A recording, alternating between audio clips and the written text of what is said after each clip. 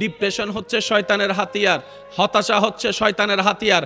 বান্দার ঈমানকে কমজোরি করার জন্য শয়তানের অন্যতম হাতিয়ারের একটা হাতিয়ার হচ্ছে এই সমস্ত জিনিসগুলা। অনেক সময় দেখবেন আল্লাহ তাআলা আপনার জানকে হেফাজত করার জন্য মালের উপর বিপদ উড়াই দেয়। একটু আমাকে আওয়াজ দিয়ে বলবেন, অনেক সময় মোবাইল হারাইছে কি হারাই নাই? জোরে বলেন। যদি মোবাইল না হারাই আপনার দুইটা পা হারাই যাইতো,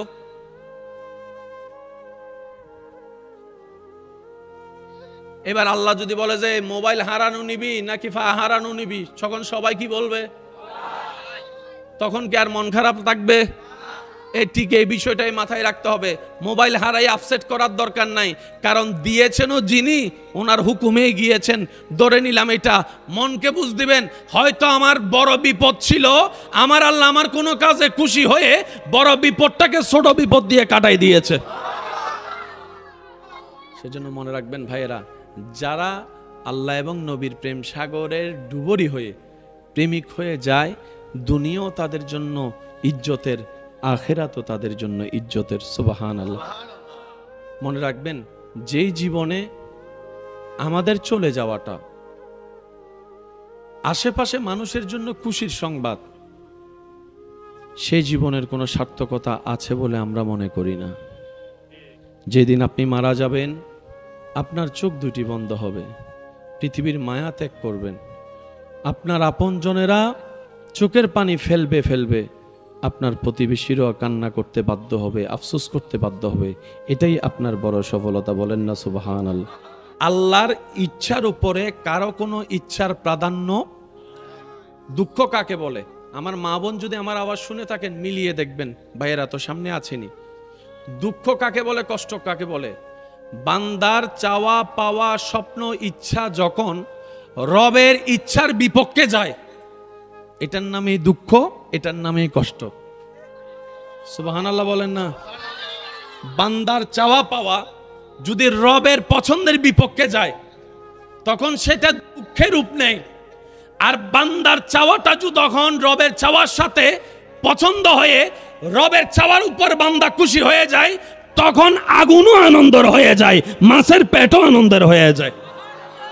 এই আপনারা বলেন না, তোর জন্য আমার বেশি ফরান জ্বরে, তোরে না দেখলে থাকতে পারি না। এটাকে পাগলামি বলে না।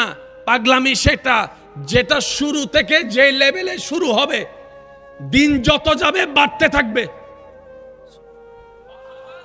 একটু বুঝবেন আসল পাগলামি কাকে বলে, রিয়েল লাভ কাকে বলে, সত্যিকার ভালোবাসা কাকে বলে।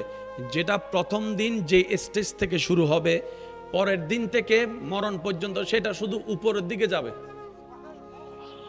এটা হচ্ছে রিয়েল লাভ। আর আমাদেরটা প্রথম দিন যে লেভেলে থাকে, 3 সপ্তাহ 6 মাস উপরের দিকে যায়, এরপরে ঝগড়া 2-3টা লাগার পরে ডাইরেক্ট শেয়ার বাজারের মতো কলো ব্যারেকআপ 3 তালাক। বলেন না ভাই, বলেন না, ঠিক কিনা? তো সবারই তো রিয়েল লাভ দরকার আছে না নাই? সত্যিকার ভালোবাসা সবার দরকার আছে না নাই? এবার আপনি দেখেন আল্লাহর প্রতি ইব্রাহিম নবীর ভালোবাসা যে দিন যে লেভেলে ছিল, এন্তেকালের আগ পর্যন্ত সেটা লেভেল শুধু। নবীজির জন্য ওয়াইসুল কারণীর মোহাব্বতটা আপনি একটু দেখেন, যে লেভেলটা যে দিন থেকে প্রথম ছিল, মরণের এন্তেকালের একদিন আগ পর্যন্ত লেভেলটা শুধু হায়ের দিকে দিতে দিতে এমন জগৎকে কাহিনী দেখিয়ে গিয়েছেন যেটা এখনো পর্যন্ত মানুষ স্বপ্ন কল্পনায় করতে পারে না। সেটা ওয়াইসুল করণী দেখাই দিয়েছেন, সিদ্দিক আকবর দেখাই দিয়েছেন, ফারুক আজম দেখিয়ে দিয়েছেন, সাহাবায়ে কেরাম দেখাই দিয়েছেন। সুবহান। সাহাবায়ে কেরামের জগতের উজ্জ্বল নক্ষত্র সিদ্দিক আকবরের ঘটনা সবারই জানা। নবীজির হুকুমে যখন উনি সবাই আনতে লাগলো নবীজির দরবারে হাদিয়া যুদ্ধের জন্য, উনি আনতে আনতে কিছু না থাকার কারণে ঘরের ছাইগুলা নিয়ে আসছে। উনি মূলত ছাই দেওয়ার মতো মানুষ না তো, উনি তো মক্কার বড় একজন ব্যবসায়ী, নামকরা ব্যবসায়ী, টাকাওয়ালা, ধনওয়ালা। আজকে ছাই আনলো কেন? বলে আমার কিচ্ছু নাই। নাই কেন? আল্লাহ এবং নবীর প্রেমে সব ছেড়ে চলে আসছে ঈমানের জন্য। সত্যিকার ক্ষমতাসীন ব্যক্তিকে জানেন, যে ক্ষমতা থাকার পরও ক্ষমতা দেখায় না, এ হচ্ছে ক্ষমতাবান ব্যক্তি। আর সবচেয়ে দানবীর কে জানেন? যার 100 কোটি টাকা আছে, 1 লাখ টাকা দান করছে, এটা দানবীর না। যার টাকাই আছে 10 টাকা, আল্লাহর জন্য দিছে 2 টাকা। আর আপনারা তো জানেন আমাদের রব চেহারাও দেখে না, অঙ্কও দেখে না, রব দেখে বান্দার মন। সেজন্য বলা হয় কপালের লক্ষ সিজদা এক পাল্লায় রাখলেও দিলের একটা সিজদার সামনে কখনো সমান হবে না। কথা বলেন ঠিক কিনা? সেজন্য আমি সবাইকে অনুরোধ করব, নামাজটা কন্টিনিউ করবেন, নামাজের সাথে বন্ধুত্ব রাখবেন। যতই ব্যস্ততা থাকুক ফাঁকে ফাঁকে আল্লাহর দরবারে নামাজের মাধ্যমে হাজিরা দেওয়ার চেষ্টা করবেন। আর রবের দরবারে একটা জিনিস বারবার চাইবেন, মুনাজাতে তো ভিক্ষার হাত তুলে আমরা অনেক কিছুই চাই। একজন আরেকজনের কাছে অভাবে পড়ে ভিক্ষার হাত তুললে 1 হাত বাড়ায়। কয় হাত বাড়ায়? একটু বলেন, কয় হাত বাড়ায়? একজন আরেকজনের কাছে দুনিয়াবি কাজে অভাবে পড়লে 1 হাত বাড়ায়। আর সবাই ওই রবের দরবারে 2 হাত বাড়ায়।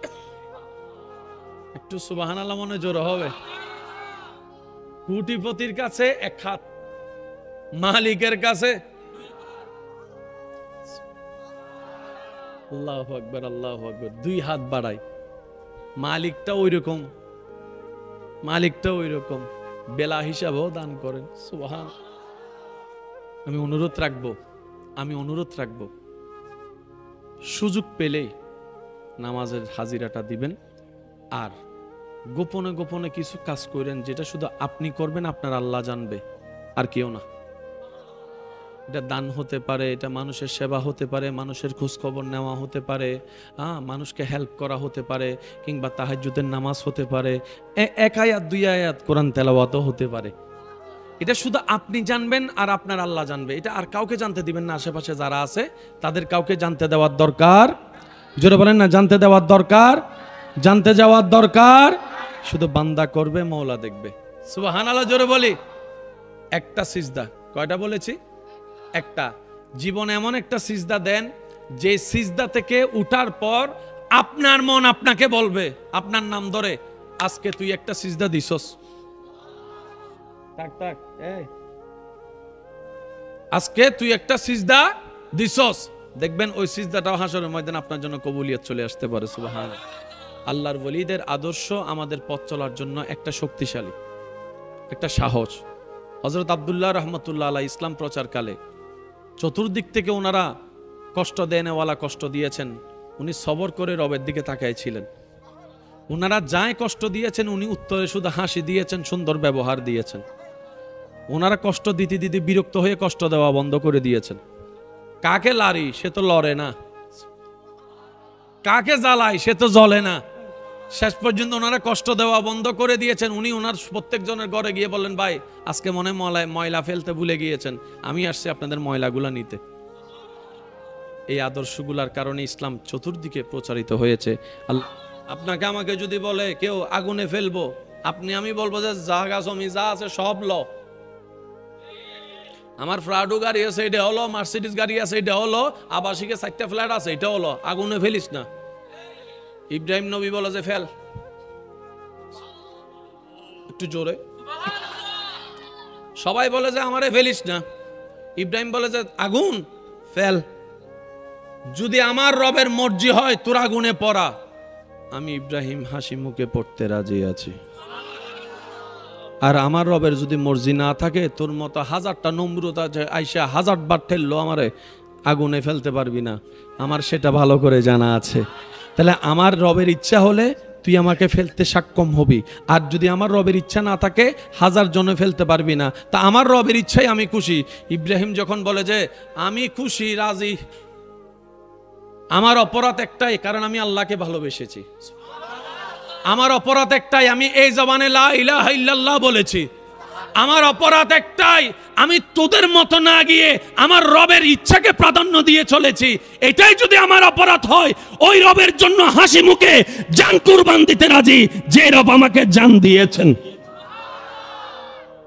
এবার ওনাকে ফেলার জন্য প্রস্তুত। ইব্রাহিমকে যারা ভালোবাসে, ইব্রাহিম নবীকে, সবার চেহারা মলিন, হাই হাই ইব্রাহিম তো শেষ। যারা ইব্রাহিমকে পছন্দ করে সবার চেহারায় পেরেশানি, হাই হাই ইব্রাহিম তো শেষ, জালিমের জুলুমের সামনে সব শেষ, ইব্রাহিম নবীর মুখে হাসি।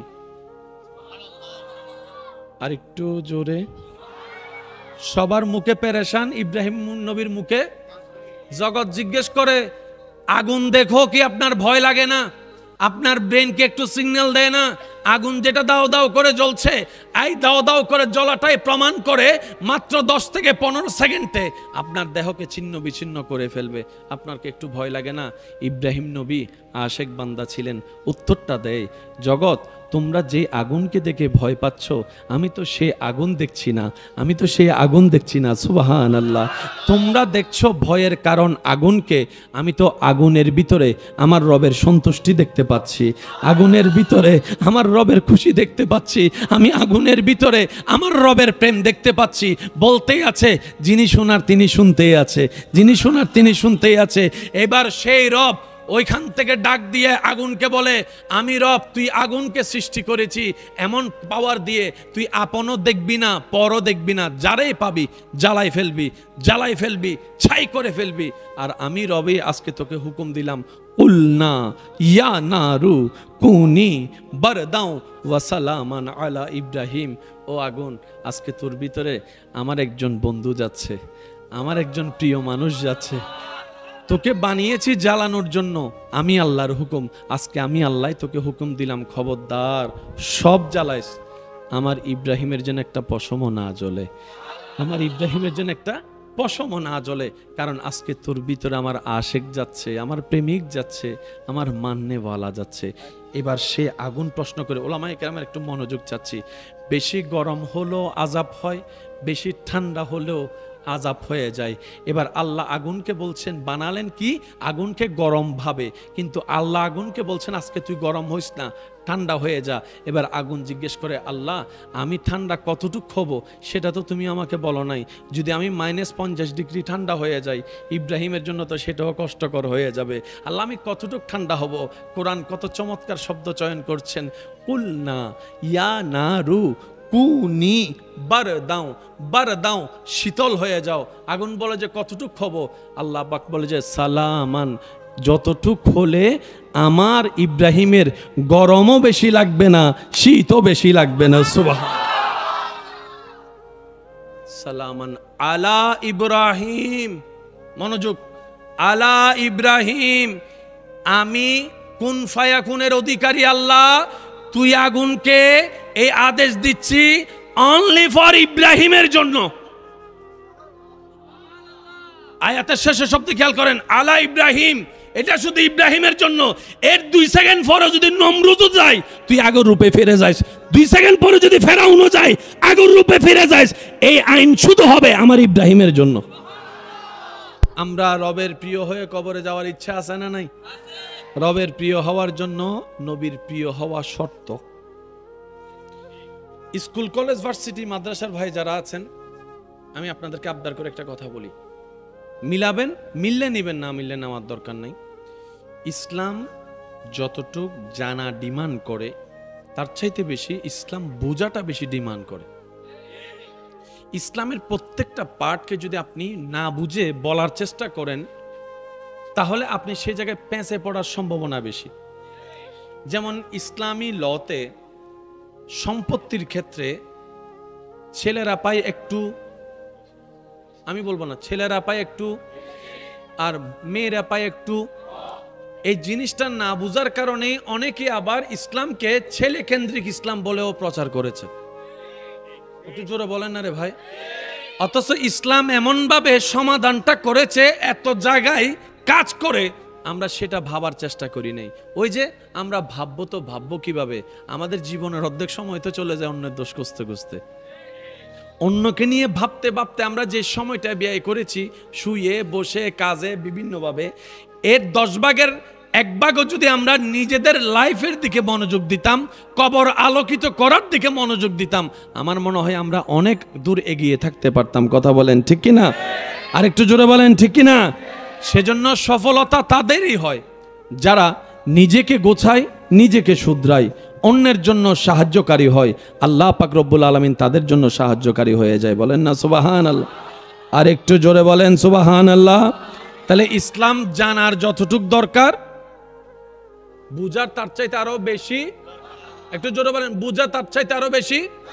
প্রত্যেকটা সূরা শুরু করার আগে বিসমিল্লাহ পড়তে হয় কি হয় না? বিসমিল্লাহটা একটু সবাই মিলে বলেন, বিসমিল্লাহির। একদম শুরু থেকে শেষ সবাই মিলে একই আওয়াজে বলেন বিসমিল্লাহির। একটু খেয়াল করবেন আমার ভাইয়েরা, বিসমিল্লাহ আর রহমান আর রহিম, এই একটি আয়াতে 4টি শব্দে আল্লাহর নামই আছে 3টা। একটু জোরে বলি, দেখেন, বিসমিল্লাহ আর রহমান আর রহিম। কয়টা? মাইকের আওয়াজ যতটুকু যাচ্ছে একটু মনোযোগ দিয়ে শুনেন। আল্লাহর নাম কয়টা? আল্লাহ সেটা জাতি নাম, আর রহমান আর রহিম সিফতি নাম। সিফতি নাম, গুণবাচক নাম। তা আল্লাহর কি গুণবাচক নাম 2টা নাকি আরো আছে?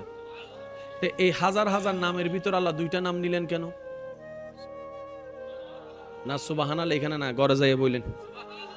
আর একটু ছোট করে বলেন, ইয়া রব, আমরা এতটুক জানি তোমার প্রত্যেকটা কাজে কোনো না কোনো বিশেষ কারণ তো আছে। তোমার মালিক নাম আছে, গাফফার নাম আছে, সাত্তার নাম আছে, জব্বার নাম আছে, কত নাম আছে। এই 2টা নীলা কেন? এবার আরেকটু জিনিসটা বোঝার জন্য বলি, পুরা কোরআনকে এক জায়গায় করলে যেখানে দাঁড়ায় সেটা হচ্ছে উম্মুল কোরআন সূরা ফাতিহা। সূরা ফাতিহার 1 নম্বর আয়াতটা একটু বলেন, আলহামদুলিল্লাহ। মাশাআল্লাহ, সবাই সবাই আলহামদুলিল্লাহ রাব্বিল। এবার সবাই মিলে 2য় আয়াতটা পড়েন, আবার পড়েন। কয়টা নাম? কার নাম? এর নাম 2টা জানি, কোথায় শুনছেন একটু আগে? বিসমিল্লাহতে আল্লাহ যে 2টা গুণবাচক নাম ব্যবহার করেছেন, সূরা ফাতিহার 2 নম্বর আয়াতও আল্লাহ সেই 2টা নামই নিয়েছেন। সেজন্য বলা হয় পৃথিবীর সমস্ত কিতাব পড়তে গেলে আপনার চামড়ার চোখ লাগবে, কোরআন হাদিস পড়তে গেলে আপনার অন্তরের ভালোবাসার চোখ লাগবে। সেজন্য আপনি দেখবেন অনেক অন্ধ মানুষ চোখে দেখে না, কিন্তু শুনে শুনে কোরআনে হাফেজ হয়ে গেছে। সুবহানাল্লাহ, একটু জোরে বলি। এই পর্যন্ত বিজ্ঞানের হাফেজ খুঁজে পেয়েছেন? রাষ্ট্রবিজ্ঞানের হাফেজ, সমাজ বিজ্ঞানের হাফেজ, পরিণীতির হাফেজ, কোরআনের হাফেজ লক্ষ লক্ষ কোটি কোটি। যে থোতলা মানুষ, একটু নিজে একটু প্র্যাকটিক্যাল করে দেখবেন, যার মুখে জড়তা আছে, স্বাভাবিক কথা যে বলতে পারে না, সে যদি আল্লাহর দয়ায় কোরআনে হাফেজ হয়ে যায়, কোরআনের তেলাওয়াত ইয়াদ থাকে, তাকে যদি আপনি কোরআন পড়তে দেন, আপনার তার তেলাওয়াত শুনে মনেই হবে না যে সে থুতলামি করে কথা বলে। প্র্যাকটিক্যাল করে দেখবেন, হাজার হাজার এরকম প্রমাণ আছে। চোখে দেখে না, তো চোখে না দেখলে সে শিখবে কিভাবে? কোরআন শুনে শুনে, কোরআন শুনে শুনে অন্ধ মানুষ হাফেজ হয়ে গিয়েছে। পাগল হলে কেউ তাকে চাকরি দেয় না, সে যতই মাস্টার্স বিএসসি যা যা আছে করুক, চাকরি দেয় না। কেন? কারণ চাকরি করার জন্য তার যে ব্রেন, সেই ব্রেনটা থাকে না, কারণ সে কোনো কিছু আর মনে রাখতে পারে না। কিন্তু অবাক করা বিষয়, পাগল হলে বিসিএস ক্যাডার কিচ্ছু মনে রাখতে পারে না, ডাক্তারের ডাক্তারগিরি শেষ হয়ে যায়, উকিলের উকিলগিরি শেষ হয়ে যায়। কিন্তু বড় চমৎকার, পাগলরা, হাফেজরা পাগল হলেও, সুবহানাল্লাহ বলে না, হাফেজরা পাগল হলেও কোরআন তেলাওয়াত কিন্তু ঠিকই থাকে। এই দৃশ্য দেখেছে অনলাইনে, এরকম আমার অনেক যুবক ভাই এখানে আছে। দুনিয়া বুঝে নাই, দুনিয়া জানে না, কিন্তু কোরআন সে বলতে পারে। How can possible? মনে রাখবেন, জগতের জ্ঞান আমরা সেভ করি, ব্রেইনের মেমোরি কাটে। কোরআন সেভ হয় অন্তরের মেমোরি কাটে। পাগল হয় ব্রেন, অন্তর কখনো পাগল হয় না। অন্তর শুধু এক জায়গায় পাগল হয়, সেটা হচ্ছে বান্দা হিসাবে রবের প্রেমে পাগল হয়, উম্মত হিসেবে নবী মুস্তাফার প্রেমে পাগল হয়। সুবহান। অন্তর এই 2টা জায়গা ছাড়া আর কোথাও পাগল হয় না। আল্লাহ যখন যা করে, জোরে বলেন, আল্লাহ যখন যা করে, ওই যে সবারই জানা আছে, শুধু স্মরণ করিয়ে দেওয়ার জন্য বলা। এক বাদশার উজির সব সময় বলতো, আল্লাহ যখন যা করে ভালোর জন্যই করে। জঙ্গলে একদিন ভ্রমণে গেছে, সেখানে যাইয়া বাদশা মশাই কাজ করতে গিয়ে, শিকার করতে গিয়ে সেই জায়গায় একটু আঘাত পায়। এই আঘাত পাওয়ার পর উজিরে বলে যে আল্লাহ যা করে ভালোর জন্য করে। বাদশার মেজাজ ছুটে গেছে, আমার হাত কেটে গেছে, তুই বলস আল্লাহ যা করে ভালোর জন্য করে, এটা আবার কেমন কথা? উজির ছিল আশেক, উজির ছিল প্রেমিক। তার এতটুকু বিশ্বাস আছে, আমার আল্লাহ যেহেতু করছে, নিশ্চয় এখানে একটা ভালো কাহিনী সামনে আসলো। ঘটনা যখন সামনে আসে, বাদশা যখন জঙ্গলিদের কাছে গ্রেপ্তার হয়, তারা যখন বলি দেওয়ার জন্য মানুষ খুঁজে, নিখুঁত মানুষ, দেখতে দেখতে দেখে যে বাদশার শরীরে একটা দাগ আছে, এটাকে আর বলি দেওয়া যাবে। বাদশাকে ছেড়ে দিছে। বাদশা এসে তারে পুরস্কার দিছে, কয় তুই ঠিকই কইছস, আল্লাহ যেটা করে। আমাদের আল্লাহ কেমন আল্লাহ? যিনি পাথর থেকেও ফুল ফুটাতে পারেন কোনো প্রকার মাটি ছাড়া। আপনারা সবাই জানেন, একটা গাছ বেঁচে থাকার জন্য বিজ্ঞানের দৃষ্টিতে, আমাদের দৃষ্টিতে না, বিজ্ঞানের দৃষ্টিতে অনেক কিছু প্রসেসিং এর দরকার হয়। একটা গাছ শুধু রোপণ করে দিলে তো হবে না, এটা বড় করার জন্য প্রসেসিং আছে। আচ্ছা, গাছ রোপণ করেন কোথায়? পাকাতে না মাটিতে? মাটির উপরে ছেড়ে দেন নাকি একটু গর্ত করে দিতে হয়? তাহলে মাটি ছাড়া গাছ বাঁচতে পারে? আমি সবার উত্তর চাচ্ছি, মাটি ছাড়া গাছ বাঁচতে পারে? পানি ছাড়া গাছ বাঁচতে পারে? মাটির সাথে সম্পর্ক না থাকলে গাছ বাঁচতে পারে? গাছ বড় হতে পারে, কিন্তু আপনি পুরাতন বিল্ডিং এ যাইয়া দেখবেন দেওয়ালের ভিতর থেকে গাছ বাইরে গেছে। যারা দেখবি তারা সুবহানাল্লাহ। আর মনে হয় আওয়াজই বার কেন বড় হবো। আল্লাহ, পুরান গাছের দেওয়াল ভাইটা কি গাছ দেখছেন? যারা দেখছেন হাত তোলেন, আমি দেখছি। বাস, এবার হাত নামান। জগৎ বলে মাটি ছাড়া গাছ হতে পারে না। জগৎ বলে বীজ ছাড়া গাছ হয় না। অনেক জায়গায় দেখবেন আম গাছ উঠে কেমনে, ওই যে ওইটা খাইতে খাইতে বোয়া টেকটা ফালাই দিছিল। বিশেষ করে গ্রাম অঞ্চলে দেখা যায়, খাইয়া বোয়াটিটা ফালাই দিছে, চলে গেছে। 5 দিন পরে, 40 দিন পরে দেখা যায় সেখান থেকে আম গাছ দেখা যাচ্ছে। পিচি ছাড়া কখনো গাছ হয় না। তাহলে এত বড় বট গাছ দেওয়াল গাছের মাঝখানে উঠলো কিভাবে?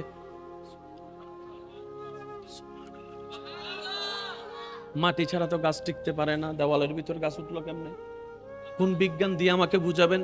রব বলে যে বান্দা, তোরা তো অনেক সময় প্র্যাকটিক্যাল প্রমাণ চাস, দেখ আমি যেমন গাছ পানি ছাড়া, মাটি ছাড়া দেওয়ালের ভিতর থেকে অলৌকিকভাবে তুলে জিন্দাও রাখতে পারি, আমি চাইলে আমার বান্দাদেরকে, আশেকদেরকে কবরের ভিতরে, মাটির ভিতরেও জিন্দা রাখতে পারি। তোরা দেখ, যেই আল্লাহ এই পাথরের ভিতর থেকে মাটি ছাড়া গাছ তুলে জিন্দা রেখেছে, সেই আল্লাহই পারে, সেই আল্লাহই পারে। ওয়ালা তাকুলু লিমান ইউকতালু ফি সাবিলিল্লাহি আমওয়াত বাল আহইয়াউন ওয়ালাকিন লা তাশউরুন। এটাকেই তো মুসলমান বলে যে প্রমাণ ছাড়া, কারণ ছাড়া, দাড়ি ছাড়া, কমা ছাড়া আল্লাহর ব্যাপার আসলেই বলবে আমার কোনো জানার নাই, আমার কোনো প্রশ্ন নাই, আমার আল্লাহ পারে পারে, এটাই আমার ঈমান। আওয়াজ দিয়ে বলেন, আল্লাহ চাইলে পারে কি পারে না? আর একটু জোরে বলেন, পারে কি পারে না? সেজন্য মাঝে মধ্যে দেওয়ালের ভিতরে গাছ দেখবেন, তারে প্রশ্ন করবেন, গাছরে তুই আইলি করতে? কিছু কথা বলে না। এটা কি স্বাভাবিক না অস্বাভাবিক? মাটির থেকে গাছ ওঠা, দেওয়ালের ভিতর থেকে গাছ ওঠা। এবার আপনি যদি বেশি বিজ্ঞানী করতে চান, তাহলে একটা কাজ করেন, দেওয়ালটা ভাঙেন। তোর গোড়া কোন জায়গায় আমি দেখি। এবার গোড়াতে যাইয়া দেখবেন, আপনি আরো অবাক হয়ে যাবেন, এখানে একটা বীজও নাই, পানিও নাই। উঠতেছে উঠতেছে, বড় হচ্ছে হচ্ছে হচ্ছে। এগুলো হচ্ছে আল্লাহর কুদরতের শান। এটা মুসলমানদের ঈমানকে আরো কি করে? মজবুত। জোরে বলেন না, মজবুত। দিন দিন শিক্ষিত সমাজের হার বাড়তেছে না কমতেছে? আপনারা যেটা বলবেন আমি সেটা বলবো। সার্টিফিকেট ওয়ালা কমতেছে না বাড়তেছে? বাড়তেছে। স্কুল কলেজ বলেন, স্কুল কলেজ A+ সংখ্যা, গোল্ডেন A+ সংখ্যা। তাহলে শিক্ষার যদি হার বাড়ে, অটোমেটিক বুঝে নিতে হবে অন্যায়ের হার। বলেন না, আপনারা বলেন। শিক্ষার হার যদি বাড়ে, পক্ষান্তরে অন্যায়ের হার। সভ্যতার হার বাড়লে অসভ্যতার হার, হালাল ব্যবসা বাড়লে হারাম ব্যবসা, একটু জোরে বলেন না। ছেলে সংখ্যা বাড়লে মেয়ে সংখ্যা, প্রত্যেকটা বিপরীতটা হচ্ছে বাড়লে আরেক বিপরীত কমে। শিক্ষা মানে আলো, আলো মানে সেই আলো নয় যেটা আপনার আমার এনার্জি বল থেকে আসে। শিক্ষা মানে হচ্ছে ব্রেনের আলো, মনের আলো, সুন্দর চিন্তার আলো। সুবহানাল্লাহ বলি।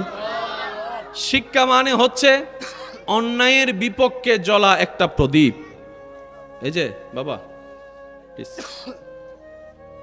শিক্ষার আলো মানে সন্তানের অন্তরে মা বাবার প্রতি আদব ভক্তি শ্রদ্ধার আলো।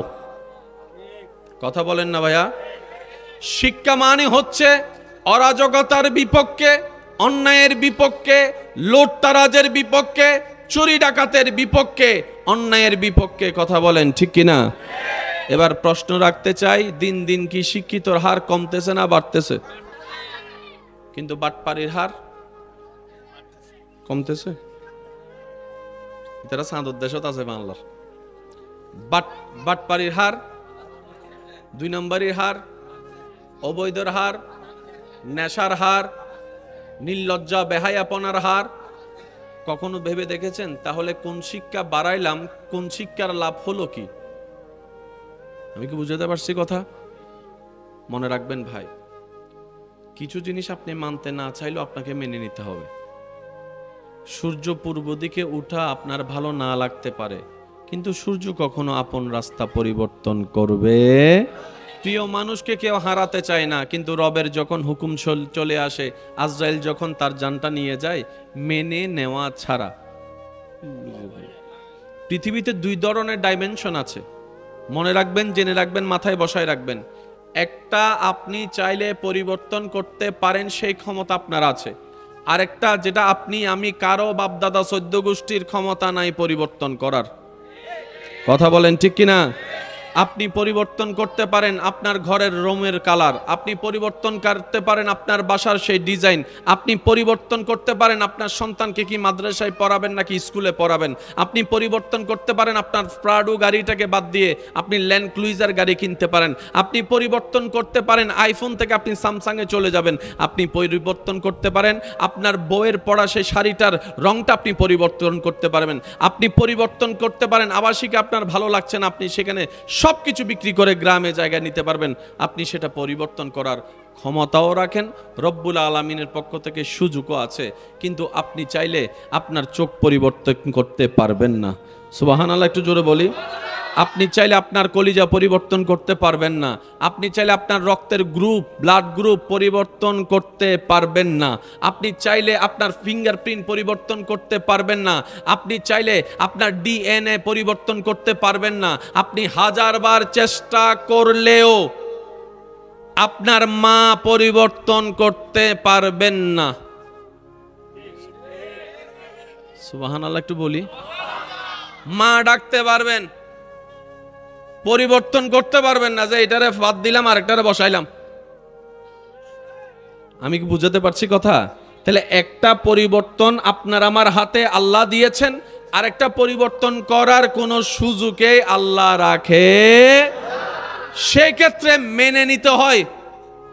মেনে নেওয়া 2 প্রকার, একটা ভক্তি শ্রদ্ধা ভালোবাসা দিয়ে মেনে নেওয়া, আর একটা হচ্ছে বাধ্য হয়ে মেনে নেওয়া। একটু জোরে বলেন না রে ভাই। মানা 2 ভাবে হয়, মন থেকে কোনো শ্রদ্ধা নাই, মায়ের ভয়ে মেনে নিলাম, এটাও মেনে নেওয়া। আরেকটা হচ্ছে ভালোবেসে শ্রদ্ধায় ভালোবাসা উজাড় করে ওনার কথা মেনে নিলাম, এটাও মেনে নেওয়া। 2 মেনে নেওয়ার মধ্যে আসমান জমিন পার্থক্য। আপনি যদি যে কোনো আলেমকে জিজ্ঞেস করেন যে ভাইয়া জোর করে যদি কেউ কাউকে ভয় দেখিয়ে ইসলামে কালিমা পড়ায় সে কি মুসলমান হবে? প্রত্যেকটা আলেম উত্তর দিবে না, কালিমা পড়লেও সে কখনো মুসলমান হবে না, কারণ সে দিল থেকে আসে নাই। রবের দরবারে সেটাই কবুল হয় যেটা বান্দা মুখে বলার আগে দিল থেকে স্বীকার করে নেই। যতক্ষণ দিল হাজির হবে না আপনার কালিমা বলাটা কবুল হবে না, যতক্ষণ দিল হাজির হবে না আপনি সারা জীবন ভর আল্লাহকে এক বললেও সেটা কাজ হবে না। ঠিক তেমনি ভাবে যতক্ষণ দিল হাজির হবে না নামাজের নামাজও পরিপূর্ণ। আল্লাহ আমাদেরকে একটু একটু বুঝার তৌফিক দান করুক। আমাদের জীবনের মেজরিটি পার্সেন্ট চলে গিয়েছে মানুষের ভুল খুঁজতে খুঁজতে, মানুষের দোষ বলতে বলতে, মানুষকে নিয়ে আলোচনা করতে করতে, মানুষের সেই ঘটা বিষয়টাকে পুরা এলাকায় সাংবাদিকের মতো প্রচার করতে করতে আমাদের জীবন অর্ধেক। আওয়াজ যদি দেন, কষ্ট না হয় একটু দেন আওয়াজ। আমাদের জীবন অর্ধেক। কিন্তু বুদ্ধিমান তারাই যারা নিজের গুনাহের জন্য আল্লাহর কাছে তওবা করে করে সময় ব্যয় করেছে, তারাই বুদ্ধিমানের জায়গায় নাম লিখিয়েছে। নিজের জন্য তওবা করেছে, আবার সেই জায়গায় তওবা করে ক্ষমা চেয়ে আল্লাহর থেকে ক্ষমা নিয়ে নেকির পাল্লা ভারী করার ব্যবস্থা করেছে। বলেন না সুবহানাল্লাহ? আর একটু জোরে বলি না সুবহানাল্লাহ? তাহলে আপনি মানেন কিংবা না মানেন, এই দুই নিয়মের বাইরে আপনি যেতে পারবেন? বলেন না রে ভাই, পারবেন? এবার আপনি পুলিশ দিয়ে হামলা দিয়ে চাইলে রাস্তা বন্ধ করতে পারবেন। আজরাইল আসা বন্ধ করে দেখান ভাই, একটু জোরে বলেন না। তাহলে কয় ধরনের সাইট হলো?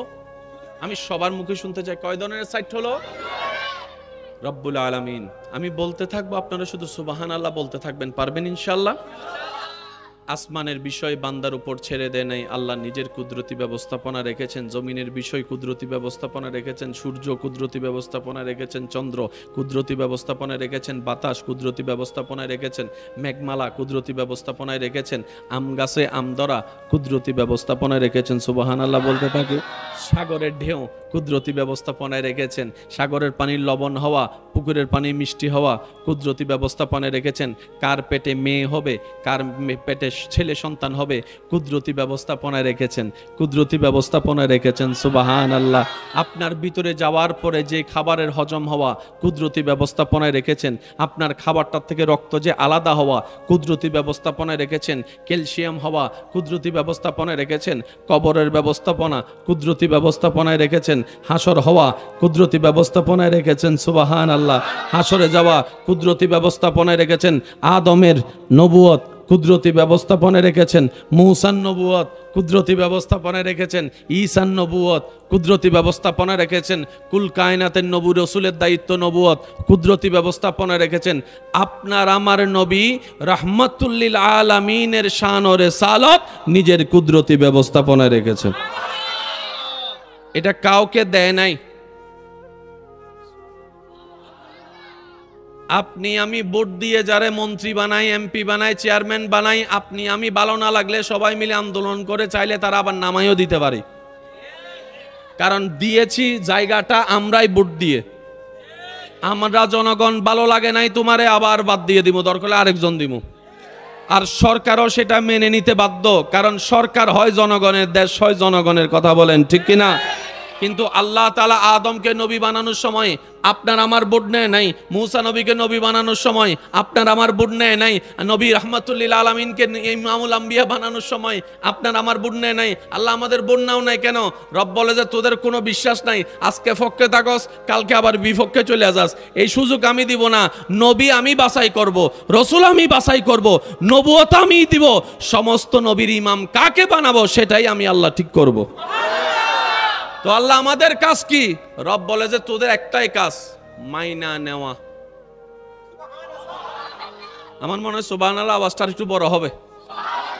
আল্লাহ আমাদের কাজ কি? রব বলে যে কোন প্রকার হাঁ হু দাড়ি কমা ছাড়া মেনে নিতে যদি পারস, আমান্না বলতে পারস, তাহলে তুই মুসলমান দলে যোগ দিবি। এবার যার ঠেকা মুসলমান হওয়া সে আমান্না বলবে, যার ঠেকা মুসলমান হওয়া সে আমার না বলে প্রশ্ন করে সারাই ঢুকে যাবে। আর যার কোনো ঠেকা নাই তার উপর কোনো জোরাজুরি, তার উপর কোনো জোরাজুরি। এবার শুনেন, বৃষ্টি আসলো, কেউ যদি বলে যে বৃষ্টির উপর রাখ, আল্লাহ নারাজ হয়ে যাবে। কেন নারাজ হবে? বৃষ্টি এসেছে কার হুকুম? আপনি আমি যদি নারাজ হই, তার মানে আপনি আমি আল্লাহর হুকুমের উপর নারাজি দেখাইছি। এত বড় সাহস আমাদের, এত বড় সাহস আমাদের।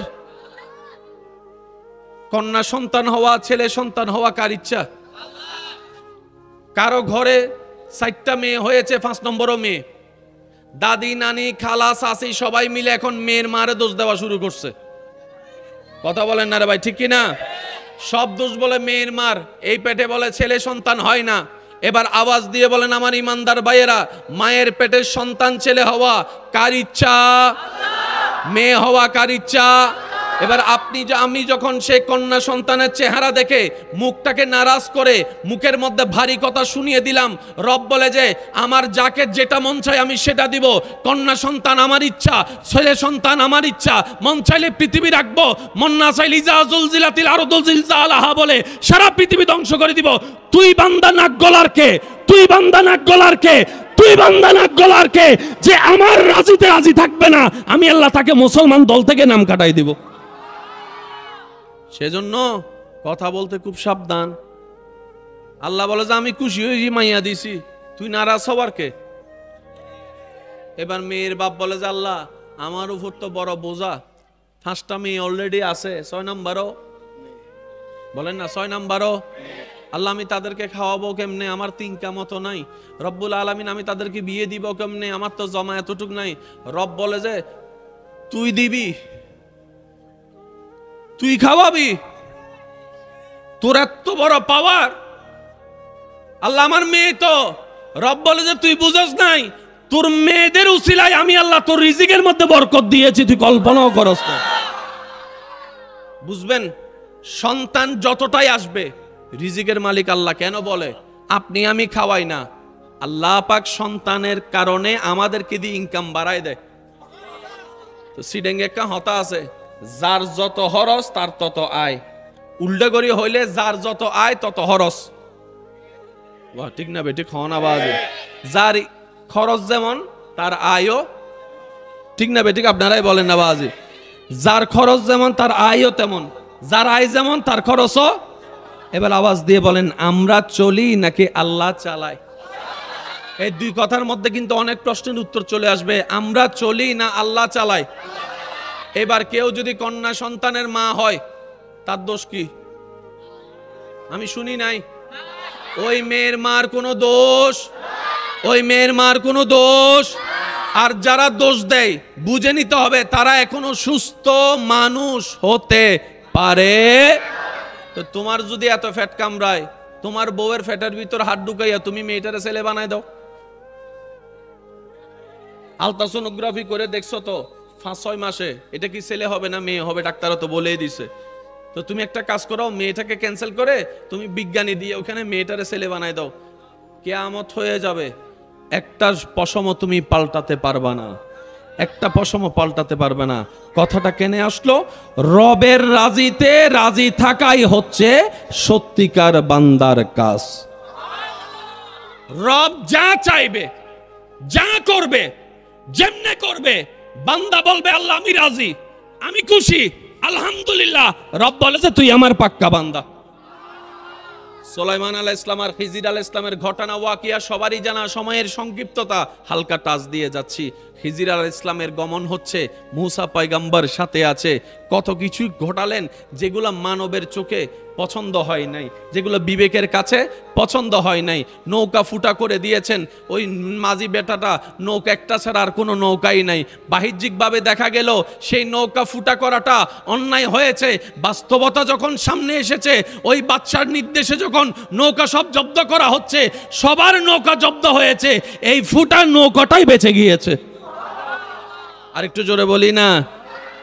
সেজন্য বলে আল্লাহ যখন যা করে, একটু জোরে বলি, আল্লাহ যখন যা করে, আল্লাহ যখন যা করে মনে রাখবেন। সেজন্য কখনো পেরেশানিকে সামনে আসতে দিবেন না। পেরেশানি হচ্ছে শয়তানের হাতিয়ার, ডিপ্রেশন হচ্ছে শয়তানের হাতিয়ার, হতাশা হচ্ছে শয়তানের হাতিয়ার। বান্দার ঈমানকে কমজোরি করার জন্য শয়তানের অন্যতম হাতিয়ারের একটা হাতিয়ার হচ্ছে এই সমস্ত জিনিসগুলা।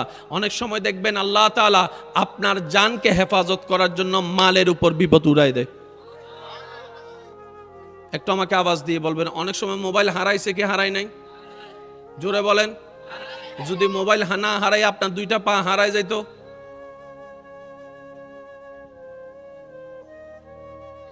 এবার আল্লাহ যদি বলে যে মোবাইল হারানো নিবি নাকি পা হারানো নিবি, তখন সবাই কি বলবে? তখন কি আর মন খারাপ থাকবে? ঠিক এই বিষয়টাই মাথায় রাখতে হবে। মোবাইল হারাই আপসেট করার দরকার নাই, কারণ দিয়েছেনও যিনি ওনার হুকুমেই গিয়েছেন। ধরে নিলাম এটা, মনকে বুঝ দিবেন হয়তো আমার বড় বিপদ ছিল, আমার আল্লাহ আমার কোনো কাজে খুশি হয়ে বড় বিপদটাকে ছোট বিপদ দিয়ে কাটাই দিয়েছে। সেজন্য মনে রাখবেন ভাইয়েরা, যারা আল্লাহ এবং নবীর প্রেম সাগরের ডুবুরি হয়ে প্রেমিক হয়ে যায়, দুনিয়াও তাদের জন্য ইজ্জতের, আখিরাতও তাদের জন্য ইজ্জতের। সুবহানাল্লাহ। মনে রাখবেন, যেই জীবনে আমাদের চলে যাওয়াটা আশেপাশে মানুষের জন্য খুশির সংবাদ, সেই জীবনের কোনো সার্থকতা আছে বলে আমরা মনে করি না। যেদিন আপনি মারা যাবেন, আপনার চোখ দুটি বন্ধ হবে, পৃথিবীর মায়া ত্যাগ করবেন, আপনার আপনজনেরা চোখের পানি ফেলবে, আপনার প্রতিবেশীরও কান্না করতে বাধ্য হবে, আফসোস করতে বাধ্য হবে। এটাই আপনার বড় সফলতা। বলেন না সুবহানাল্লাহ। আল্লাহর ইচ্ছার উপরে কারো কোনো ইচ্ছার প্রাধান্য। দুঃখ কাকে বলে? আমার মা বোন যদি আমার আওয়াজ শুনে থাকেন, মিলিয়ে দেখবেন, ভাইয়েরা তো সামনে আছেনি। দুঃখ কাকে বলে, কষ্ট কাকে বলে? বান্দার চাওয়া পাওয়া স্বপ্ন ইচ্ছা যখন রবের ইচ্ছার বিপক্ষে যায়, এটার নামে দুঃখ, এটার নামে কষ্ট। সুবহানাল্লাহ বলেন না। বান্দার চাওয়া পাওয়া যদি রবের পছন্দের বিপক্ষে যায়, তখন সেটা দুঃখের রূপ নেয়। আর বান্দার চাওয়াটা যখন রবের চাওয়ার সাথে পছন্দ হয়ে রবের চাওয়ার উপর বান্দা খুশি হয়ে যায়, তখন আগুনও আনন্দের হয়ে যায়, মাছের পেটও আনন্দের হয়ে যায়। এই আপনারা বলেন না, তোর জন্য আমার বেশি ফরান জ্বরে, তোরে না দেখলে থাকতে পারি না। এটাকে পাগলামি বলে না। পাগলামি সেটা যেটা শুরু থেকে যে লেভেলে শুরু হবে, দিন যত যাবে বাড়তে থাকবে। একটু বুঝবেন আসল পাগলামি কাকে বলে, রিয়েল লাভ কাকে বলে, সত্যিকার ভালোবাসা কাকে বলে। যেটা প্রথম দিন যে স্টেজ থেকে শুরু হবে, পরের দিন থেকে মরণ পর্যন্ত সেটা শুধু উপরের দিকে যাবে। এটা হচ্ছে রিয়েল লাভ। আর আমাদেরটা প্রথম দিন যে লেভেলে থাকে, 3 সপ্তাহ 6 মাস উপরের দিকে যায়, এরপরে ঝগড়া 2-3টা লাগার পরে ডাইরেক্ট শেয়ার বাজারের মতো কলো ব্যারেক আপ, 3 তালাক। বলেন না ভাই, বলেন না, ঠিক না?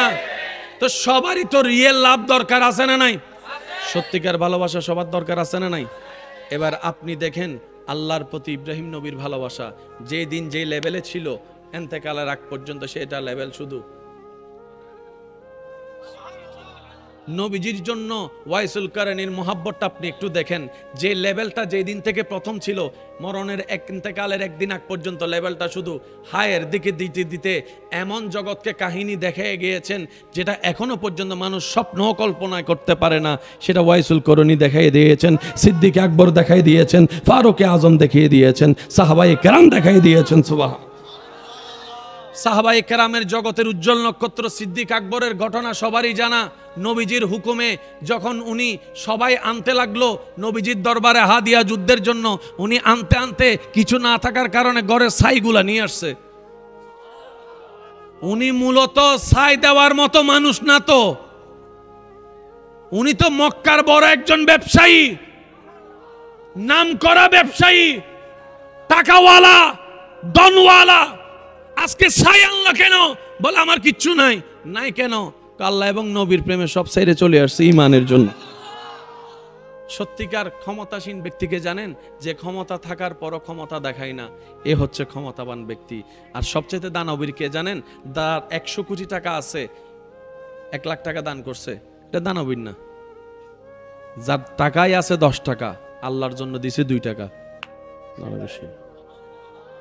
আর আপনারা তো জানেন আমাদের রব চেহারাও দেখে না, অঙ্কও দেখে না, রব দেখে বান্দার মন। সেজন্য বলা হয় কপালের লক্ষ সিজদা এক পাল্লায় রাখলেও দিলের একটা সিজদার সামনে কখনো সমান হবে না। কথা বলেন ঠিক কিনা? সেজন্য আমি সবাইকে অনুরোধ করব, নামাজটা কন্টিনিউ করবেন, নামাজের সাথে বন্ধুত্ব রাখবেন। যতই ব্যস্ততা থাকুক ফাঁকে ফাঁকে আল্লাহর দরবারে নামাজের মাধ্যমে হাজিরা দেওয়ার চেষ্টা করবেন। আর রবের দরবারে একটা জিনিস বারবার চাইবেন, মুনাজাতে তো ভিক্ষার হাত তুলে আমরা অনেক কিছুই চাই। একজন আরেকজনের কাছে অভাবে পড়ে ভিক্ষার হাত তুললে এক হাত বাড়ায়। কয় হাত বাড়ায়? একটু বলেন, কয় হাত বাড়ায়? একজন আরেকজনের কাছে দুনিয়াবি কাজে অভাবে পড়লে এক হাত বাড়ায়। আর সবাই ওই রবের দরবারে দুই হাত বাড়ায়। একটু সুবহানাল্লাহ মনে জোর হবে। কোটিপতির কাছে এক হাত, মালিকের কাছে আল্লাহু আকবার, আল্লাহু আকবার, দুই হাত বাড়ায়। মালিকটা ওই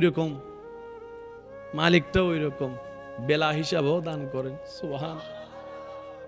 আমি অনুরোধ রাখবো সুযোগ পেলেই নামাজের হাজিরাটা দিবেন। আর গোপনে গোপনে কিছু কাজ করেন, যেটা শুধু আপনি করবেন, আপনার আল্লাহ জানবে, আর কেউ না। এটা দান হতে পারে, এটা মানুষের সেবা হতে পারে, মানুষের খোঁজ খবর নেওয়া হতে পারে, মানুষকে হেল্প করা হতে পারে, কিংবা তাহাজ্জুদের নামাজ হতে পারে, এক আয়াত দুই আয়াত কোরআন তেলাওয়াতও হতে পারে। এটা শুধু আপনি জানবেন আর আপনার আল্লাহ জানবে। এটা আর কাউকে জানতে দিবেন না। আশেপাশে যারা আছে তাদের কাউকে জানতে দেওয়ার দরকার, জোরে বলেন না, জানতে দেওয়ার দরকার, জানতে যাওয়ার দরকার। শুধু বান্দা করবে, মওলা দেখবে। সুবহানাল্লাহ জোরে বলি। একটা সিজদা, কয়টা বলেছি? একটা। জীবনে এমন একটা সিজদা দেন যে সিজদা থেকে উঠার পর আপনার মন আপনাকে বলবে, আপনার নাম ধরে, আজকে তুই একটা সিজদা দিছস। আজকে তুই একটা সিজদা দিছস। দেখবেন ওই সিজদাটাও হাসরের ময়দানে আপনার জন্য কবুলিয়ত চলে আসতে পারে। সুবহানাল্লাহ। আল্লাহর ওলিদের আদর্শ আমাদের পথ চলার জন্য একটা শক্তিশালী, একটা সাহস। হযরত আব্দুল্লাহ রহমতুল্লাহ আলাইহি ইসলাম প্রচারকালে চতুর্দিক থেকে ওনারা কষ্ট দেনেওয়ালা কষ্ট দিয়েছেন, উনি সবর করে রবের দিকে তাকাইছিলেন। ওনারা যায় কষ্ট দিয়েছেন, উনি উত্তরে শুধু হাসি দিয়েছেন, সুন্দর ব্যবহার দিয়েছেন। ওনারা কষ্ট দিতে দিতে বিরক্ত হয়ে কষ্ট দেওয়া বন্ধ করে দিয়েছেন। কাকে লারি, সে তো লড়ে না। কাকে জ্বালাই, সে তো জ্বলে না। শেষ পর্যন্ত ওনারা কষ্ট দেওয়া বন্ধ করে দিয়েছেন। উনি ওনার প্রত্যেকজনের ঘরে গিয়ে বললেন, ভাই আজকে মনে ময়লা ফেলতে ভুলে গিয়েছেন, আমি আসছি আপনাদের ময়লাগুলা নিতে।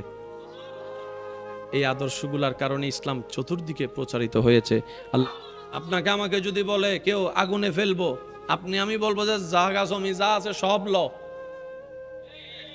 আমার প্রাডো গাড়ি আছে, এটা হলো, মার্সিডিজ গাড়ি আছে, এটা হলো, আবাসিকে 4টা ফ্ল্যাট আছে, এটা হলো, আগুনে ফেলিস না। ইব্রাহিম নবী বলে যে ফেল, একটু জোরে। সবাই বলে যে আমারে ফেলিস না, ইব্রাহিম বলে যে আগুন ফেল। যদি আমার রবের মর্জি হয় তোর আগুনে পড়া, আমি ইব্রাহিম হাসি মুখে পড়তে রাজি আছি। আর আমার রবের যদি মর্জি না থাকে, তোর মতো 1000টা নমরুদ আইসা 1000 বার ঠেললো, আমারে আগুনে ফেলতে পারবি না। আমার সেটা ভালো করে জানা আছে। তাহলে আমার রবের ইচ্ছা হলে তুই আমাকে ফেলতে সক্ষম হবি, আর যদি আমার রবের ইচ্ছা না থাকে 1000 জনে ফেলতে পারবি না। তা আমার রবের ইচ্ছাই আমি খুশি। ইব্রাহিম যখন বলে যে আমি খুশি, রাজি, আমার অপরাধ একটাই, কারণ আমি আল্লাহকে ভালোবেসেছি। আমার অপরাধ একটাই, আমি এই জবানে লা ইলাহা ইল্লাল্লাহ বলেছি। আমার অপরাধ একটাই, আমি তোদের মতো না গিয়ে আমার রবের ইচ্ছাকে প্রাধান্য দিয়ে চলেছি। এটাই যদি আমার অপরাধ হয়, ওই রবের জন্য হাসি মুখে জান কুরবান দিতে রাজি, যে রব আমাকে জান দিয়েছেন। এবার ওনাকে ফেলার জন্য প্রস্তুত। ইব্রাহিমকে যারা ভালোবাসে, ইব্রাহিম নবীকে, সবার চেহারা মলিন, হাই হাই ইব্রাহিম তো শেষ। যারা ইব্রাহিমকে পছন্দ করে সবার চেহারায় পেরেশানি, হাই হাই ইব্রাহিম তো শেষ। জালিমের জুলুমের সামনে সব শেষ, ইব্রাহিম নবীর মুখে হাসি। আর একটু জোরে। সবার মুখে পেরেশান, ইব্রাহিম নবীর মুখে। জগৎ জিজ্ঞেস করে আগুন দেখো কি আপনার ভয় লাগে না? আপনার ব্রেনকে একটু সিগন্যাল দেয় না? আগুন যেটা দাও দাও করে জ্বলছে, এই দাও দাও করে জ্বলাটাই প্রমাণ করে মাত্র 10 থেকে 15 সেকেন্ডে আপনার দেহকে ছিন্ন বিচ্ছিন্ন করে ফেলবে। আপনার কি একটু ভয় লাগে না? ইব্রাহিম নবী আশেক বান্দা ছিলেন। উত্তরটা দেয়, জগৎ তোমরা যে আগুনকে দেখে ভয় পাচ্ছ, আমি তো সেই আগুন দেখছি না, আমি তো সেই আগুন দেখছি না। সুবহানাল্লাহ। তোমরা দেখছো ভয়ের কারণ আগুনকে, আমি তো আগুনের ভিতরে আমার রবের সন্তুষ্টি দেখতে পাচ্ছি, আগুনের ভিতরে আমার রবের খুশি দেখতে পাচ্ছি, আমি আগুনের ভিতরে আমার রবের প্রেম দেখতে পাচ্ছি। বলতেই আছে, যিনি শোনার তিনি শুনতেই আছে, যিনি শোনার তিনি শুনতেই আছে। এবার সেই রব ওইখান থেকে ডাক দিয়ে আগুনকে বলে, আমি রব, তুই আগুনকে সৃষ্টি করেছি এমন পাওয়ার দিয়ে, তুই আপনও দেখবি না পরও দেখবি না, যারাই পাবি জ্বালাই ফেলবি, জ্বালাই ফেলবি, ছাই করে ফেলবি। আর আমি রবই আজকে তোকে হুকুম দিলাম, কুলনা ইয়া নারু কুনি বারদাও ওয়া সালামান আলা ইব্রাহিম। ও আগুন, আজকে তোর ভিতরে আমার একজন বন্ধু যাচ্ছে, আমার একজন প্রিয় মানুষ যাচ্ছে, তোকে বানিয়েছি জ্বালানোর জন্য, আমি আল্লাহর হুকুম। আজকে আমি আল্লাহ তোকে হুকুম দিলাম, খবরদার সব জ্বালাইস, আমার ইব্রাহিমের জন্য একটা পশমও না জ্বলে, আমার ইব্রাহিমের জন্য একটা পশমও না জ্বলে। কারণ আজকে তোর ভিতরে আমার আশেক যাচ্ছে, আমার প্রেমিক যাচ্ছে, আমার মান্যওয়ালা যাচ্ছে। এবার সে আগুন প্রশ্ন করে, ওলামায়ে কেরামের একটু মনোযোগ চাচ্ছি, বেশি গরম হলেও আযাব হয়, বেশি ঠান্ডা হলেও আযাব হয়ে যায়। এবার আল্লাহ আগুনকে বলছেন, বানালেন কি আগুনকে গরম ভাবে, কিন্তু আল্লাহ আগুনকে বলছেন আজকে তুই গরম হইস না, ঠান্ডা হয়ে যা। এবার আগুন জিজ্ঞেস করে, আল্লাহ আমি ঠান্ডা কতটুক হব সেটা তো তুমি আমাকে বলো নাই, যদি আমি -50 ডিগ্রি ঠান্ডা হয়ে যাই, ইব্রাহিমের জন্য তো সেটাও কষ্টকর হয়ে যাবে। আল্লাহ আমি কতটুক ঠান্ডা হব? কোরআন কত চমৎকার শব্দ চয়ন করছেন, কুলনা ইয়া নারু কুনি বারদাও, বারদাও শীতল হয়ে যাও। আগুন বলে যে কতটুক হব? আল্লাহ পাক বলে যে সালামান, যতটুক হলে আমার ইব্রাহিমের গরমও বেশি লাগবে না, শীতও বেশি লাগবে না। সুবহান। সালামান আলা ইব্রাহিম, মনোযোগ, আলা ইব্রাহিম, আমি কুন ফায়াকুনের অধিকারী আল্লাহ, তুই আগুনকে এই আদেশ দিচ্ছি অনলি ফর ইব্রাহিমের জন্য। আয়াতের শেষে শব্দ খেয়াল করেন, আলা ইব্রাহিম, এটা শুধু ইব্রাহিমের জন্য। এর 2 সেকেন্ড পরে যদি নমরুদও যায়, তুই আগের রূপে ফিরে যাস। 2 সেকেন্ড পরে যদি ফেরাউনও যায়, আগের রূপে ফিরে যাস। এই আইন শুধু হবে আমার ইব্রাহিমের জন্য। আমরা রবের প্রিয় হয়ে কবরে যাওয়ার ইচ্ছা আছে না নাই? রবের প্রিয় হওয়ার জন্য নবীর প্রিয় হওয়া শর্ত। স্কুল কলেজ ভার্সিটি মাদ্রাসার ভাই যারা আছেন, আমি আপনাদেরকে আবদার করে একটা কথা বলি, মিলাবেন, মিললে নিবেন, না মিললে নেওয়ার দরকার নাই। ইসলাম যতটুক জানা ডিমান্ড করে, তার চাইতে বেশি ইসলাম বোঝাটা বেশি ডিমান্ড করে। ইসলামের প্রত্যেকটা পার্টকে যদি আপনি না বুঝে বলার চেষ্টা করেন, তাহলে আপনি সেই জায়গায় পেঁচে পড়ার সম্ভাবনা বেশি। যেমন ইসলামী লতে সম্পত্তির ক্ষেত্রে ছেলেরা পায় একটু, আমি বলবো না, ছেলেরা পায় একটু আর মেয়েরা পায় একটু। এই জিনিসটা না বুঝার কারণে অনেকে আবার ইসলামকে ছেলে কেন্দ্রিক ইসলাম বলেও প্রচার করেছে। একটু জোরে বলেন না রে ভাই। অথচ ইসলাম এমন ভাবে সমাধানটা করেছে, এত জায়গায় কাজ করে, আমরা সেটা ভাবার চেষ্টা করি নাই। ওই যে আমরা ভাববো, তো ভাববো কিভাবে? আমাদের জীবনের অর্ধেক সময় তো চলে যায় অন্যের দোষ খুঁজতে খুঁজতে, অন্যকে নিয়ে ভাবতে ভাবতে। আমরা যে সময়টা ব্যয় করেছি শুয়ে বসে কাজে বিভিন্নভাবে, এর 10 ভাগের 1 ভাগও যদি আমরা নিজেদের লাইফের দিকে মনোযোগ দিতাম, কবর আলোকিত করার দিকে মনোযোগ দিতাম, আমার মনে হয় আমরা অনেক দূর এগিয়ে থাকতে পারতাম। কথা বলেন ঠিক কিনা? আর একটু জোরে বলেন ঠিক কিনা? সেজন্য সফলতা তাদেরই হয় যারা নিজেকে গোছায়, নিজেকে শুধরায়, অন্যের জন্য সাহায্যকারী হয়। আল্লাহ পাক রব্বুল আলামিন তাদের জন্য সাহায্যকারী হয়ে যায়। বলেন না সুবহানাল্লাহ? আর একটু জোরে বলেন সুবহানাল্লাহ। তাহলে ইসলাম জানার যতটুক দরকার, বুঝার তার চাইতে আরো বেশি। একটু জোরে বলেন, বুঝা তার চাইতে আরো বেশি। প্রত্যেকটা সূরা শুরু করার আগে বিসমিল্লাহ পড়তে হয় কি হয় না? বিসমিল্লাহটা একটু সবাই মিলে বলেন, বিসমিল্লাহির, একদম শুরু থেকে শেষ সবাই মিলে একই আওয়াজে বলেন বিসমিল্লাহির। একটু খেয়াল করবেন আমার ভাইয়েরা, বিসমিল্লাহ আর রহমান আর রহিম, এই একটি আয়াতে 4টি শব্দে আল্লাহর নামই আছে 3টা। একটু জোরে বলি। দেখেন, বিসমিল্লাহ আর রহমান আর রহিম, কয়টা? মাইকের আওয়াজ যতটুকু যাচ্ছে একটু মনোযোগ দিয়ে শুনেন। আল্লাহর নাম কয়টা?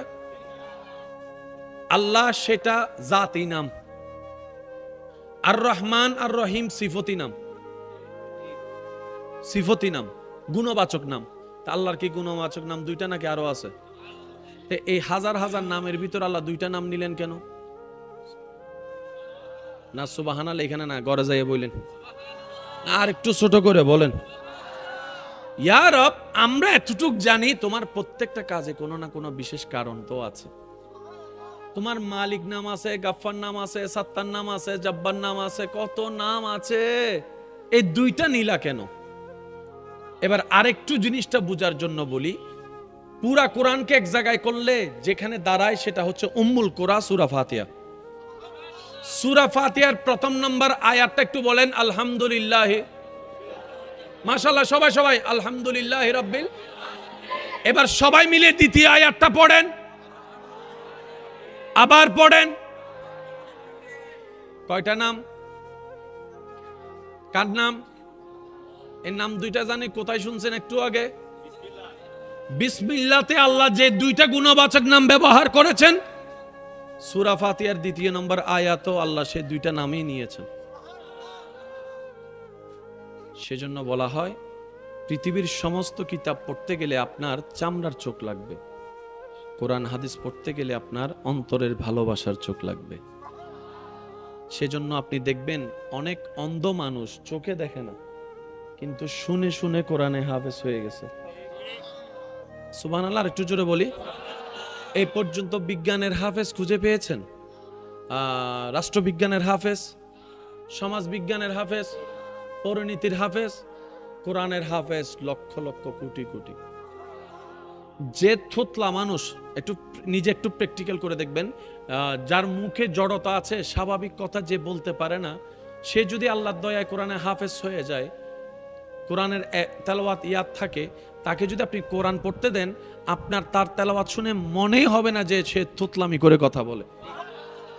প্র্যাকটিক্যাল করে দেখবেন, হাজার হাজার এরকম প্রমাণ আছে। চোখে দেখে না, তো চোখে না দেখলে সে শিখবে কিভাবে?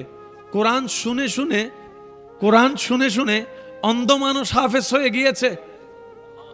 পাগল হলে কেউ তাকে চাকরি দেয় না, সে যতই মাস্টার্স বিএসসি যা যা আছে করে চাকরি দেয় না। কেন? কারণ চাকরি করার জন্য তার যে ব্রেন, সেই ব্রেনটা থাকে না, কারণ সে কোনো কিছু আর মনে রাখতে পারে না। কিন্তু অবাক করা বিষয়, পাগল হলে বিসিএস ক্যাডার কিচ্ছু মনে রাখতে পারে না, ডাক্তারের ডাক্তারগিরি শেষ হয়ে যায়, উকিলের উকিলগিরি শেষ হয়ে যায়। কিন্তু বড় চমৎকার, পাগলরা, হাফেজরা পাগল হলেও, সুবহানাল্লাহ বলে না, হাফেজরা পাগল হলেও কোরআন তেলাওয়াত কিন্তু ঠিকই থাকে। এই দৃশ্য দেখেছে অনলাইনে, এরকম আমার অনেক যুবক ভাই এখানে আছে। দুনিয়া বুঝে নাই, দুনিয়া জানে না, কিন্তু কোরআন সে বলতে পারে। How can possible? মনে রাখবেন, জগতের জ্ঞান আমরা সেভ করি ব্রেইনের মেমোরি কার্ডে, কোরআন সেভ হয় অন্তরের মেমোরি কার্ডে। পাগল হয় ব্রেন, অন্তর কখনো পাগল হয় না। অন্তর শুধু এক জায়গায় পাগল হয়, সেটা হচ্ছে বান্দা হিসাবে রবের প্রেমে পাগল হয়, উম্মত হিসেবে নবী মুস্তাফার প্রেমে পাগল হয়। সুবহানাল্লাহ। অন্তর এই দুইটা জায়গা ছাড়া আর কোথাও পাগল হয় না। আল্লাহ যখন যা করে, জোরে বলেন, আল্লাহ যখন যা করে, ওই যে সবারই জানা আছে, শুধু স্মরণ করিয়ে দেওয়ার জন্য বলা। এক বাদশার উজির সব সময় বলতো, আল্লাহ যখন যা করে ভালোর জন্যই করে। জঙ্গলে একদিন ভ্রমণে গেছে, সেখানে যাইয়া বাদশা মশাই কাজ করতে গিয়ে, শিকার করতে গিয়ে সেই জায়গায় একটু আঘাত পায়। এই আঘাত পাওয়ার পর উজিরে বলে যে আল্লাহ যা করে ভালোর জন্য করে। বাদশার মেজাজ ছুটে গেছে, আমার হাত কেটে গেছে, তুই বলো আল্লাহ যা করে ভালোর জন্য করে, এটা আবার কেমন কথা? উজির ছিল আশেক, উজির ছিল প্রেমিক। তার এতটুকু বিশ্বাস আছে, আমার আল্লাহ যেহেতু করছে, নিশ্চয় এখানে একটা ভালো কাহিনী সামনে আসলো। ঘটনা যখন সামনে আসে, বাদশা যখন জঙ্গলিদের কাছে গ্রেপ্তার হয়, তারা যখন বলি দেওয়ার জন্য মানুষ খুঁজে, নিখুঁত মানুষ, দেখতে দেখতে দেখে যে বাদশার শরীরে একটা দাগ আছে, এটাকে আর বলি দেওয়া যাবে। বাদশাকে ছেড়ে দিছে, বাদশা এসে তারে পুরস্কার দিছে, কয় তুই ঠিকই কইছস, আল্লাহ যেটা করে। আমাদের আল্লাহ কেমন আল্লাহ, যিনি পাথর থেকেও ফুল ফুটাতে পারেন কোনো প্রকার মাটি ছাড়া। আপনারা সবাই জানেন একটা গাছ বেঁচে থাকার জন্য বিজ্ঞানের দৃষ্টিতে, আমাদের দৃষ্টিতে না, বিজ্ঞানের দৃষ্টিতে অনেক কিছু প্রসেসিং এর দরকার হয়। একটা গাছ শুধু রোপণ করে দিলে তো হবে না, এটা তো বড় করার জন্য প্রসেসিং আছে। আচ্ছা, গাছ রোপণ করেন কোথায়? পাকাতে না মাটিতে? মাটির উপরে ছেড়ে দেন নাকি একটু গর্ত করে দিতে হয়? তাহলে মাটি ছাড়া গাছ বাঁচতে পারে? আমি সবার উত্তর চাচ্ছি, মাটি ছাড়া গাছ বাঁচতে পারে? পানি ছাড়া গাছ বাঁচতে পারে? মাটির সাথে সম্পর্ক না থাকলে গাছ বাঁচতে পারে? গাছ বড় হতে পারে? কিন্তু আপনি পুরাতন বিল্ডিং এ যাইয়া দেখবেন দেওয়ালের ভিতর থেকে গাছ বাইরে গেছে। যারা দেখবি তারা সুবহানাল্লাহ। আর মনে হয় আওয়াজই বার কেন বড় সুবহানাল্লাহ। পুরান গাছের দেওয়াল ফাইটা কি গাছ দেখছেন? যারা দেখছেন হাত তোলেন, আমি দেখছি। বাস, এবার হাত নামান। জগৎ বলে মাটি ছাড়া গাছ হতে পারে না, জগৎ বলে বীজ ছাড়া গাছ হয় না। অনেক জায়গায় দেখবেন আম গাছ উঠে কেমনে, ওই যে ওইটা খাইতে খাইতে বোয়াটি একটা ফালাই দিছিল। বিশেষ করে গ্রাম অঞ্চলে দেখা যায় খাইয়া বোয়াটিটা ফালাই দিছে, চলে গেছে, 5 দিন পরে 40 দিন পরে দেখা যায় সেখান থেকে আম গাছ দেখা যাচ্ছে। বিচি ছাড়া কখনো গাছ হয় না। তাহলে এত বড় বট গাছ দেওয়াল গাছের মাঝখানে উঠলো কিভাবে?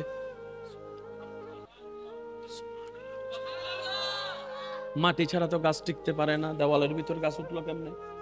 কোন বিজ্ঞান দিয়ে আমাকে বুঝাবেন? রব বলে যে বান্দা তোরা তো অনেক সময় প্র্যাকটিক্যাল প্রমাণ চাস, দেখ আমি যেমন গাছ পানি ছাড়া মাটি ছাড়া দেওয়ালের ভিতর থেকে অলৌকিকভাবে তুলে জিন্দাও রাখতে পারি, আমি চাইলে আমার বান্দাদেরকে আশেকদেরকে কবরের ভিতরে মাটির ভিতরেও জিন্দা রাখতে পারি। তোরা দেখ, যেই আল্লাহ এই পাথরের ভিতর থেকে মাটি ছাড়া গাছ তুলে জিন্দা রেখেছে, সেই আল্লাহই পারে, সেই আল্লাহই পারে। ওয়ালা তাকুলু লিমান ইউকতালু ফি সাবিলিল্লাহি আমওয়াত বাল আহইয়াউন ওয়ালাকিন লা তাশউরুন।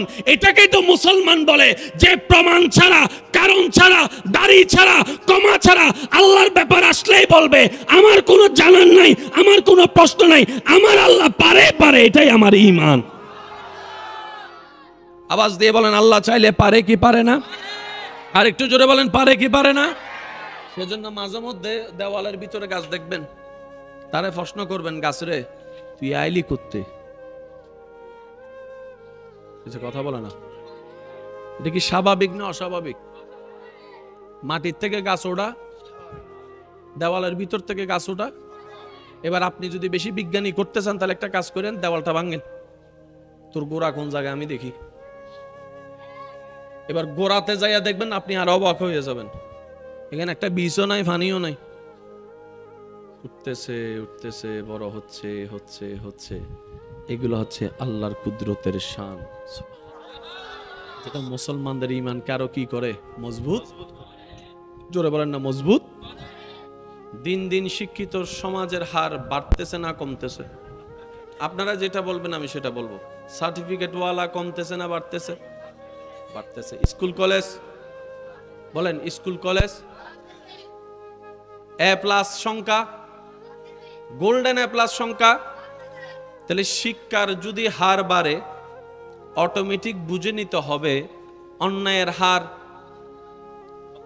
বলেন না আপনারা বলেন, শিক্ষার হার যদি বাড়ে পক্ষান্তরে অন্যায়ের হার, সভ্যতার হার বাড়লে অসভ্যতার হার, হালাল ব্যবসা বাড়লে হারাম ব্যবসা। একটু জোরে বলেন না। ছেলে সংখ্যা বাড়লে মেয়ে সংখ্যা, প্রত্যেকটা বিপরীতটা হচ্ছে বাড়লে আরেক বিপরীত কমে। শিক্ষা মানে আলো, আলো মানে সেই আলো নয় যেটা আপনার আমার এনার্জি বল থেকে আসে। শিক্ষা মানে হচ্ছে ব্রেনের আলো, মনের আলো, সুন্দর চিন্তার আলো। সুবহানাল্লাহ বলি। শিক্ষা মানে হচ্ছে অন্যায়ের বিপক্ষে জ্বলা একটা প্রদীপ। এই যে বাবা, শিক্ষার আলো মানে সন্তানের অন্তরে মা বাবার প্রতি আদব ভক্তি শ্রদ্ধার আলো। কথা বলেন না ভাইয়া? শিক্ষা মানে হচ্ছে অরাজকতার বিপক্ষে, অন্যায়ের বিপক্ষে, লুটতারাজের বিপক্ষে, চুরি ডাকাতের বিপক্ষে, অন্যায়ের বিপক্ষে। কথা বলেন ঠিক কিনা? এবার প্রশ্ন রাখতে চাই, দিন দিন কি শিক্ষিতর হার কমতেছে না বাড়তেছে? কিন্তু বাটপাড়ির হার কমতেছে। এটা চাঁদর দেশত আছে বাংলার। বাটপাড়ির হার, 2 নম্বরের হার, অবৈধর হার, নেশার হার, নির্লজ্জা বেহায়াপনার হার। কখনো ভেবে দেখেছেন তাহলে কোন শিক্ষা বাড়াইলাম, কোন শিক্ষার লাভ হলো কি? আমি কি বুঝাতে পারছি কথা? মনে রাখবেন ভাই, কিছু জিনিস আপনি মানতে না চাইলেও আপনাকে মেনে নিতে হবে। সূর্য পূর্ব দিকে উঠা আপনার ভালো না লাগতে পারে, কিন্তু সূর্য কখনো আপন রাস্তা পরিবর্তন করবে। প্রিয় মানুষকে কেউ হারাতে চায় না, কিন্তু রবের যখন হুকুম চলে আসে, আজরাইল যখন তার জানটা নিয়ে যায়, মেনে নেওয়া ছাড়া। পৃথিবীতে 2 ধরনের ডাইমেনশন আছে, মনে রাখবেন, জেনে রাখবেন, মাথায় বসায় রাখবেন। একটা আপনি চাইলে পরিবর্তন করতে পারেন, সেই ক্ষমতা আপনার আছে। আরেকটা যেটা আপনি আমি কারো বাপদাদা 14 গোষ্ঠীর ক্ষমতা নাই পরিবর্তন করার। কথা বলেন ঠিক কিনা?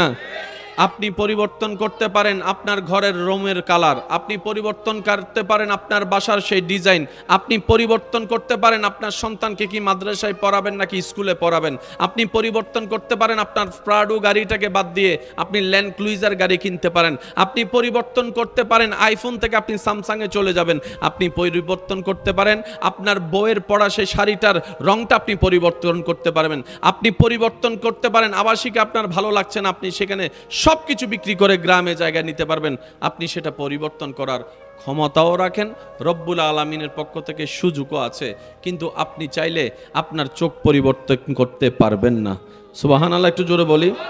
আপনি চাইলে আপনার কলিজা পরিবর্তন করতে পারবেন না, আপনি চাইলে আপনার রক্তের গ্রুপ, ব্লাড গ্রুপ পরিবর্তন করতে পারবেন না, আপনি চাইলে আপনার ফিঙ্গারপ্রিন্ট পরিবর্তন করতে পারবেন না, আপনি চাইলে আপনার ডিএনএ পরিবর্তন করতে পারবেন না, আপনি 1000 বার চেষ্টা করলেও আপনার মা পরিবর্তন করতে পারবেন না। সুবহানাল্লাহ, একটু বলি। মা ডাকতে পারবেন, পরিবর্তন করতে পারবেন না যে এটারে বাদ দিলাম আর একটারে বসাইলাম। আমি কি বুঝাতে পারছি কথা? তাহলে একটা পরিবর্তন আপনার আমার হাতে আল্লাহ দিয়েছেন, আর একটা পরিবর্তন করার কোনো সুযোগই আল্লাহ রাখে। সেই ক্ষেত্রে মেনে নিতে হয়। মেনে নেওয়া 2 প্রকার, একটা ভক্তি শ্রদ্ধা ভালোবাসা দিয়ে মেনে নেওয়া, আর একটা হচ্ছে বাধ্য হয়ে মেনে নেওয়া। একটু জোরে বলেন না রে ভাই। মানা 2 ভাবে হয়, মন থেকে কোনো শ্রদ্ধা নাই, মায়ের ভয়ে মেনে নিলাম, এটাও মেনে নেওয়া। আরেকটা হচ্ছে ভালোবেসে শ্রদ্ধায় ভালোবাসা উজাড় করে ওনার কথা মেনে নিলাম, এটাও মেনে নেওয়া। 2 মেনে নেওয়ার মধ্যে আসমান জমিন পার্থক্য। আপনি যদি যে কোনো আলেমকে জিজ্ঞেস করেন যে ভাইয়া, জোর করে যদি কেউ কাউকে ভয় দেখিয়ে ইসলামী কালিমা পড়ায়, সে কি মুসলমান হবে? প্রত্যেকটা আলেম উত্তর দিবে না, কালিমা পড়লেও সে কখনো মুসলমান হবে না, কারণ সে দিল থেকে আসে নাই। রবের দরবারে সেটাই কবুল হয় যেটা বান্দা মুখে বলার আগে দিল থেকে স্বীকার করে নেই। যতক্ষণ দিল হাজির হবে না, আপনার কালিমা বলাটা কবুল হবে না। যতক্ষণ দিল হাজির হবে না, আপনি সারা জীবন ভর আল্লাহকে এক বললেও সেটা কাজ হবে না। ঠিক তেমনি ভাবে যতক্ষণ দিল হাজির হবে না, নামাজের নামাজও পরিপূর্ণ। আল্লাহ আমাদেরকে একটু বুঝার তৌফিক দান করুক। আমাদের জীবনের মেজরিটি % চলে গিয়েছে মানুষের ভুল খুঁজতে খুঁজতে, মানুষের দোষ বলতে বলতে, মানুষকে নিয়ে আলোচনা করতে করতে, মানুষের সেই ঘটা বিষয়টাকে পুরা এলাকায় সাংবাদিকের মতো প্রচার করতে করতে আমাদের জীবন অর্ধেক। আওয়াজ যদি দেন, কষ্ট না হয় একটু দেন আওয়াজ। আমাদের জীবন অর্ধেক। কিন্তু বুদ্ধিমান তারাই যারা নিজের গুনাহের জন্য আল্লাহর কাছে তওবা করে করে সময় ব্যয় করেছে, তারাই বুদ্ধিমানের জায়গায় নাম লিখিয়েছে। নিজের জন্য তওবা করেছে, আবার সেই জায়গায় তওবা করে ক্ষমা চেয়ে আল্লাহর থেকে ক্ষমা নিয়ে নেকির পাল্লা ভারী করার ব্যবস্থা করেছে। বলেন না সুবহানাল্লাহ? আর একটু জোরে বলি না সুবহানাল্লাহ?